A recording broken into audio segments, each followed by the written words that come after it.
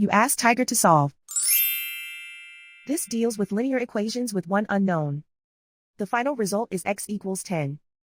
Let's solve it step by step. Simplify the expression. Expand the parentheses. Multiply the coefficients. Simplify the arithmetic. Group all x terms on the left side of the equation. Subtract 6x from both sides. Group like terms. Simplify the arithmetic. Group like terms. Simplify the arithmetic. Group all constants on the right side of the equation. Subtract 12 from both sides.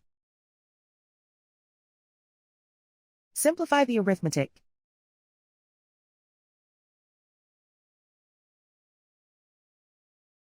Isolate the x. Divide both sides by -2. Cancel out the negatives. Simplify the fraction. Cancel out the negatives.